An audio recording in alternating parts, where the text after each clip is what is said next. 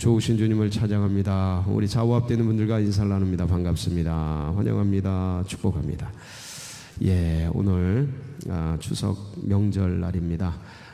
이 귀한 날을 허락하신 하나님께 감사드립니다.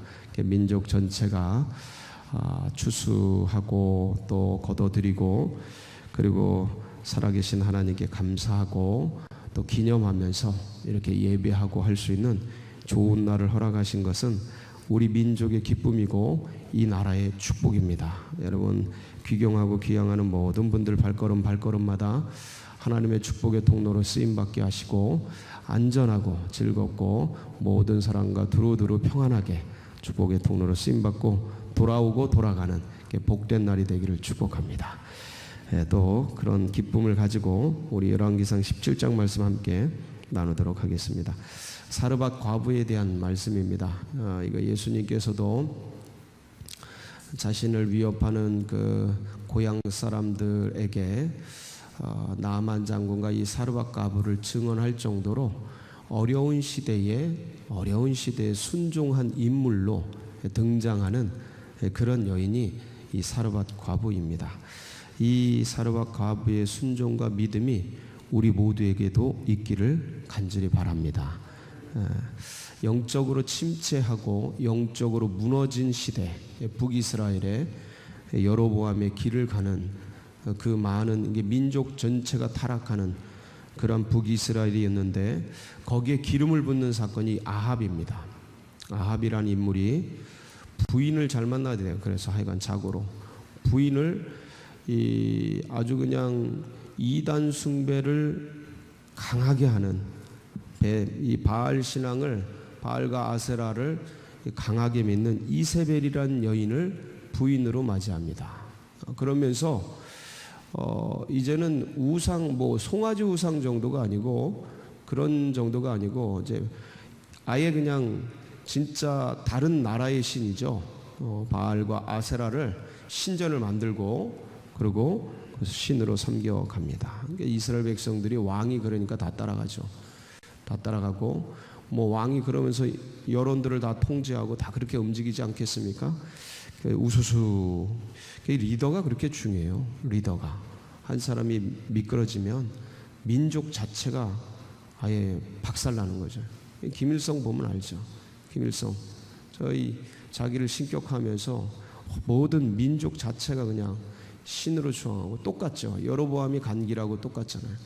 여로보암은 금송아지를 세웠고 저희 김일성은 본인을 신으로 신격화하고 이게 뭐가 다르게 똑같은 길이에요. 그러니까 이런 길을 걸어가는 건 본인도 망할 뿐만 아니라 이 민족을 이렇게 무너뜨리고 모든 백성들을 다른 길로 가게 해서 전부 지옥길로 끌어가니 이거보다 고통스러운 게 어디 있겠습니까?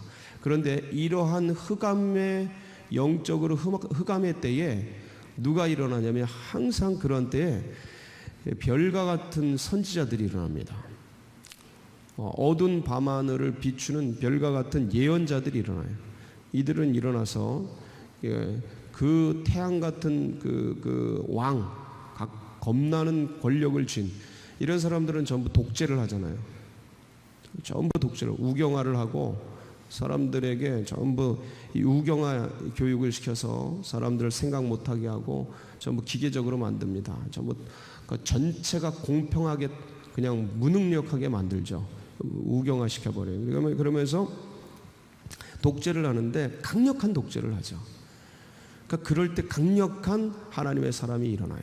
겁내지 않는 그 독재를 겁내지 않는 그게 누굽니까? 오늘 1절에 소개되는 거예요. 한번 볼까요? 시작. 길르앗에 우거한 자 중에 디셋 사람 엘리야가 아합에게 말했다. 여기까지. 자, 이제 엘리야가 일어났어요. 엘리야라는 예언자. 이 엘리야는 나중에 구약의 예언자, 이 선지자 중에 대표자로 나오죠. 그리고 족장 중에 대표자는 모세로 나오죠. 그렇죠? 그래가지고 나중에 예수님과 변화산에서 대화하는 인물이 되죠. 그래서 족장과 선지자의 대표로 나오게 돼서 아주 그 이스라엘에서는 가장 위대한 선지자로 추앙받는 엘리야가 이 시대에 이제 등장을 합니다. 강력한 흑암의 세력 아합에게 이제 강력한 예언자인 엘리야가 일어나서 만나서 얘기를 합니다. 아합을 만나서 뭐라고 합니까? 아합에게 말하되 내가 섬기는 이스라엘 하나님 여호와께서 살아계심을 두고 맹세하노니 내 말이 없으면 수년 동안 비도 이슬도 있지 아니하리. 가뭄을 예언하죠. 가뭄 1년도 아니고 수년, 이게 3년 반 정도 가는데 이 가뭄이 아합에게 말하는 거예요. 네가 네 죄 때문에, 우상 숭배하는 너 죄 때문에 가뭄이 들 거다 하고 그냥 면전에서 얘기해. 이건 배짱이 대단한 거예요. 면전에서 이렇게 얘기할 수 있는 사람이 누가 있겠어요? 그 강력한 독재 통치를 하고 있는데 확 때려버려요. 위기 때는 영웅이 일어나는 거예요. 항상 그런 사람이 일어나요. 일어나서 이제 얘기해요. 그래가지고 문제는 이제 아합이 가만히 있지 않아요. 나중에 이 아합이 엘리야를 어떻게 하려고 그래요? 죽이려고 합니다. 찾습니다. 다른 성경들 보면 이제 그런 내용들이 나오는데 아합이 엘리야를 잡아 죽이려고 찾아요. 막 그러는데 어쨌든 하나님의 말씀이 엘리야에게 또 임합니다. 임해가지고 여기를 피해라. 어디로 숨어라? 그릿 시냇가로 숨어라. 그러면 내가 까마귀들을 통해서 음식을 제공하리라. 그리고 이제 시냇가에 숨었어요. 사람이 물 없으면 죽습니다. 음식 없어도 견디는데 물 없으면 죽습니다. 물 곁에서 시냇가를 먹으면서 까마귀들이 갖다주는 아침 저녁으로 갖다주는 떡과 고기를 먹으면서, 야, 참 은혜입니다. 이 까마귀를 보내주시는 하나님의 은혜, 이것 때문에 우리가 살아가지 않습니까? 하나님이 아침 저녁으로 하나님이 먹이시고 입히시고 온 천지 만물을 먹이시고 입히셔요. 누가 저 들꽃들을 키우고 저 산의 나무들을 키웁니까? 아무도 돌보지 않아요. 하나님께서 돌보시죠. 그와 같이 우리 인생들도 하나님께서 우리들에게 거동할 힘을 주시고 생각할 능력을 주시고, 그래서 재물 얻을 능을 주시고 해서 이것들을 다 먹고 살게 만들어 주시니 얼마나 감사합니까? 그게 안 될 때는 하나님이 천사들을 보내셔요. 그런 상황이 안 될 때는 까마귀들도 보내십니다. 아마 여러분들도 삶의 과정 속에서 주님이 보내주시는 까마귀, 주님이 보내주시는 천사들의 그 도움을 많이 받고 여기까지 왔으리라고 생각을 합니다. 저도 수없이 많은 까마귀들이 왔었고 수없이 많은 천사들이 왔었습니다. 얼마나 감사한지. 그렇게 해서 이 엘리야를 먹이고 그렇게 하십니다. 근데 가뭄이 길어지니까 뭐가 말라요? 물이 말라버려요. 그릿 시냇가가 끝나버려요. 그때 위기 때 아닙니까? 물이 없으면 죽는 거예요. 이때에 하나님이 다시 명령을 내려요. 어디로 가라? 시돈 땅으로 가라. 누구를 찾아라? 그곳 사르밧 과부를 찾아라. 뭐라고 말씀하셔요? 9절 한번 볼까요? 시작. 너는 일어나 시돈에 속한 사르밧으로 가서 거기 머물라. 내가 그곳 과부에게 명령하여 내게 음식을 주게 하였느니라. 하나님이 그 과부에게 그 순종할 마음을 주셨어요. 이게 이제 이 과부의 축복입니다. 이 과부의 축복이에요. 그 어려운 때에, 그 힘든 때에 이제는 이 여인이 부유한 또 여인이 아니에요. 가난한 여인이에요. 근데 참 희한하게도요, 이 가난하고 없고 힘들고 이런 분들 속에 뭐가 있냐면 하나님을 향한 신실함이 있어요. 그래서 예수 그리스도 누굴 찾아가냐면 부유한 자, 대제사장 이런 사람 찾아가지 않고 가난하고 헐벗고 어려운 사람, 병든 사람, 전부 그런 사람 찾아가요. 그렇죠? 희한하죠? 그분들이 그 예수님 만나고 복을 받아요. 그 부유해지고. 이거 얼마나 감사한지 몰라요. 이게 똑같아요. 엘리야도 하나님이 보내시는데 이 사르밧 과부에게 보내요. 이 당시에 과부는 사실은 이제 연약한 부류 중에 이제 한 부류 아닙니까? 근데 이 과부가 뭐 하고 있었냐면 나뭇가지를 주워서 물을 조금 이제 나뭇가지를 줍고 있었는데 물 한 잔 주시오 하니까 이 여인이 손에 있는 그 뭔가를 본 거죠. 그래가지고 물 한 잔 주시오 하면서 말을 걸고 나서 뭐라고 합니까? 네 손에 떡 한 조각을 좀 만들어 다오. 12절 이 여인의 고백이 나오죠. 그가 이르되 당신이 하나님 여호와께서 살아계심을 두고 맹세하노니 나는 떡이 없고 다만 통에 가루 한 움큼과 병에 기름 한 조금뿐이라. 내가 나뭇가지 둘을 주워다가 나와 아들을 위해서 음식을 만들어 먹고 그 후에는 먹을 게 없어서 이제 죽으려고 한다. 참 비참한 지경 아닙니까?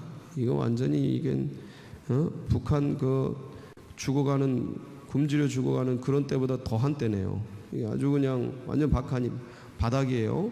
그래서 이러하고 있는데 엘리야가 거기다 대고 그 떡 나 먼저 만들어 다오 그러는 거예요. 그러면 그 병과 그 다음에 기름과 가루가 끊어지지 않을 거다. 다시 비가 내릴 때까지 이 얘기를 하는데 이 여인이 사르밧 과부가 이 말을 믿어요. 15절입니다. 그가 가서 엘리야의 말대로 하였더니 누구 말대로 하였더니 엘리야의 말대로 했습니다. 이걸 믿어요. 받고 여러분 사람이 없으면요 없으면 딴 사람 안 믿습니다. 힘들고 어려울 때 딴 사람 얘기 잘 안 들립니다. 내가 먼저 살려고 그러고 내가 먼저 먹으려고 그러지 그게 잘 안 돼요. 근데 이 여인이 이게 하나님의 은혜예요. 그런 믿음이 있는 거예요. 참 굶주리고 어렵고 힘든데 그런 믿음이 있는 거예요. 그래서 대접을 합니다. 그랬더니 하나님의 은혜가 임하게 되죠. 그래서 나중에는 이 힘들고 어려운 과정에서 죽은 아들도 되살리는 이런 축복을 받습니다. 위기를 넘기는.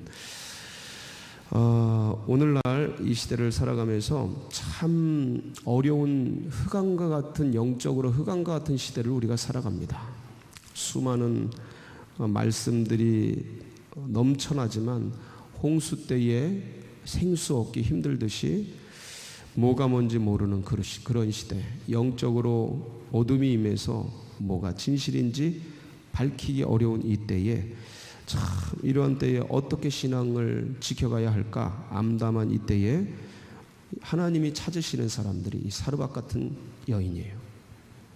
하나님이 찾으시는 사람, 그 중심에 믿음이 있고 순종할 마음이, 이 위기를 이 힘든 때를 넘어가서 하나님의 말씀을 말씀대로 듣고 순종할 사람, 그것을 따라갈 사람, 그걸 찾죠. 하나님이 그런 분들을 찾죠. 굉장히 풍성한 것 같죠. 노아의 때와 같이 풍성한 것 같아요. 근데 전부 다른 길을 가고 있어요. 다른 길을 가고 있어요. 똑같아요. 상황은 여기는 없는 거고 지금 우리 시대는 넘치는 거고 여기는 없는 거고 현상은 다른데 상황은 다른데 본질은 똑같다. 여호와의 말씀이 희박하고 찾는 자가 없고, 근데 이런 사르밧 과부가 하나님의 말씀을 찾고 하나님의 말씀을 붙들고 하나님의 말씀을 순종하고 그리고 이런 큰 축복을 받고 은혜를 누리고. 사랑하는 성도 여러분, 이 풍요로운 시대, 물질적으로는 풍요로워요. 그러나 영적으로는 완전히 암담하고 어두운 이 시대에 우리 성도님들 가운데 사르밧 여인의 이 믿음이 끝까지 자리 잡고 하나님의 말씀을 향한 사모함, 그 말씀을 향한 순종함, 그 말씀을 붙들고 살아가려는 그 의지, 그 믿음 여러분들 가운데 넘치시기를 바랍니다. 그래서 이런 축복을 받길 바래요. 누가복음 4장 25절 26절 두 절 한번 읽을게요. 25절 26절 시작. 내가 참으로 너희에게 이르노니 엘리야 시대 하늘이 3년 6개월간 닫히어 온 땅에 큰 흉년이 들었을 때 이스라엘에 많은 과부가 있었을 때 엘리야가 그중 한 사람에게도 보내심을 받지 않고 오직 시돈 땅에 있는 사렙다 한 과부에게 뿐이었으며. 이 예수님이 이게 무슨 말씀이냐면 고향에 돌아와서 은혜를 나누려고 하는데 핍박을 받는데 이 얘기를 하신 거예요. 이 얘기를. 아무도 안 믿더라. 누구만 믿었더라? 사르밧 한 과부만 믿어서 하나님의 은혜를 입었더라. 오늘 우리 8월 한가위 명절을 맞이해서 여러 곳을 다니실 터이고 또 많은 사람을 만날 터인데 어디 있든 누구를 만나든 우리 성도님들 가운데 이 사르밧 여인과 같은 깊은 믿음 자리 잡고 하나님을 기쁘시게 하는 복된 날 되시길 축복합니다. 같이 기도하시겠습니다. 이 믿음과 은혜는 우리들뿐만 아니라 이 다음 세대들에게도 흘러가야 합니다. 그래서 다음 세대를 또 새 가족들 위해서 기도해 주시고 이 나라 민족 또 우리 교회 나가는 앞길 여러분의 중보의 제목 붙들고 주여 한번 부르고 다 같이 기도하며 나갑니다. 부르짖습니다. 주여